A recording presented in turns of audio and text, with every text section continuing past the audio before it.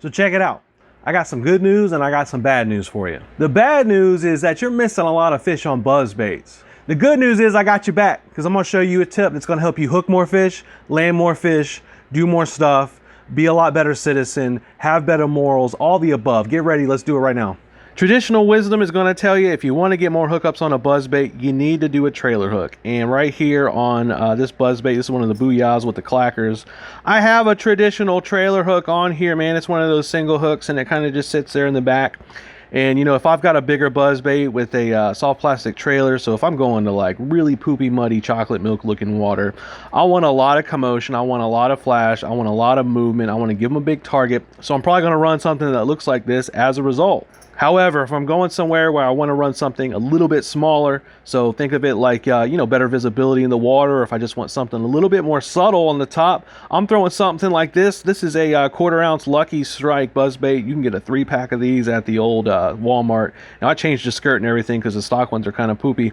But I'm not putting a soft plastic on the back. I'm not putting a standard trailer hook on the back. I'm going to put a treble hook on the back, but not just throwing a raw treble on the back. I'm going to show you the little setup I've got, tell you all about it and what you need. So first you're going to need a treble hook. I've been using the Eagle Claws with pretty good success, man. These are the 3X trebles.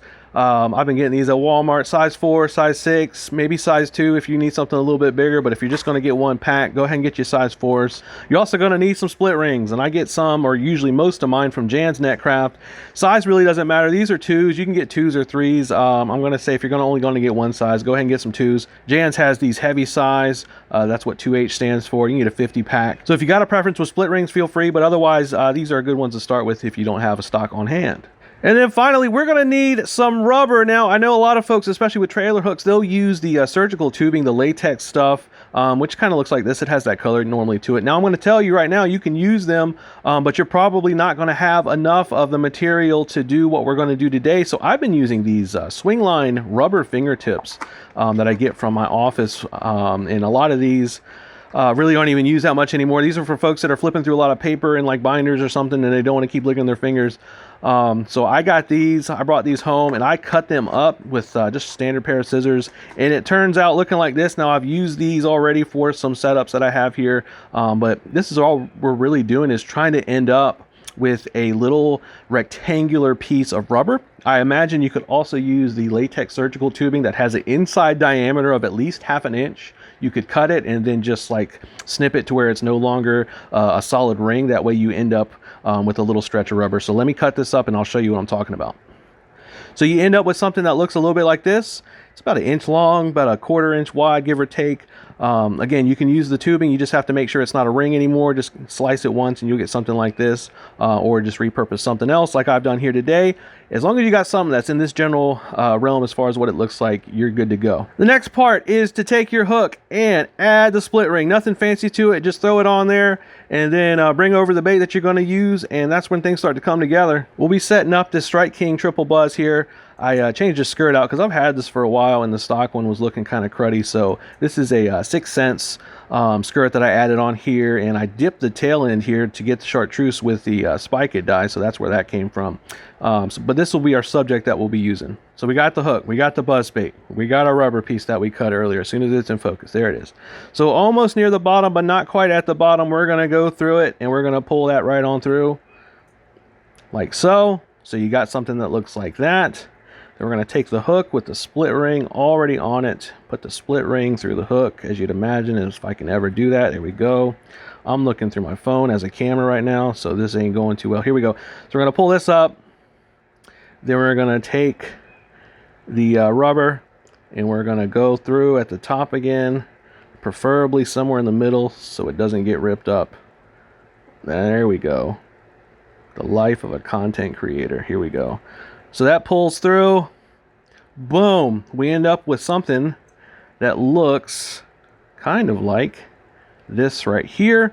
Now what we're going to do, we got a lot of extra right here, so I'm going to snip it right around where the edge of my fingers are, because we don't need all this, hold on, we don't need all this extra on the end. So I'm going to snip that off with scissors. Now we're looking at the finished product, and I think I can use this to explain a little bit more about what we got going on here. By having the split ring, that allows the hook to twist and turn a little bit before it ends up hitting up against the shaft of the main hook. Now, if you just put a regular Rawls treble hook with no type of split ring, it'll only be able to turn a little bit before it'll lock onto the shaft, and that's going to allow the fish to come up head shake and throw that sucker. But here, you've got a pretty good amount of degrees of freedom as far as the rotation, so it's less likely to throw the hook if it comes up with a head shake. Now, with the rubber on the top and the bottom, it's going to make it to where that hook is not going to go very far. So it won't slide all the way down, it won't slide all the way up. I've never had a hook come off.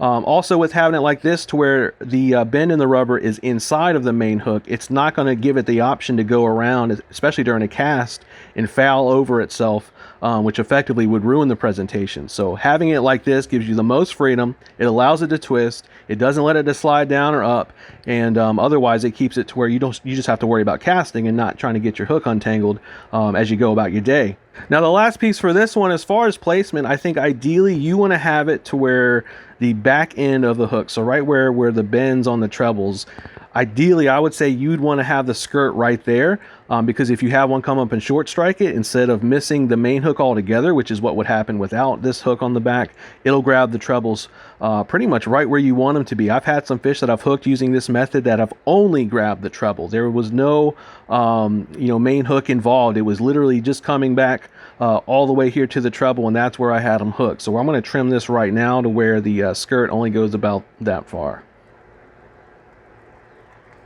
So it's on there, treble is secured, we got the little piece of rubber holding everything tight, and I'm ready to fish this. And then the example I looked at earlier, it's the exact same setup. You can see it a little bit clear here. I'll get everything out the way. But I just used this buzzbait last week, and I hooked up with fish. I didn't have any fish throw it. No issues, concerns. In fact, you can even see this treble right here is kind of bent out, so I'm going to have to maybe look into replacing this treble soon. But it's easy enough to do, and I'm going to say I'm right now with some level of guarantee that if you end up doing something like this with your buzzbaits, your catch rate's going to go up, your happiness is going to go up, your credit score might even go up. Either way, this is something new that you could try if you haven't done anything like this in the past.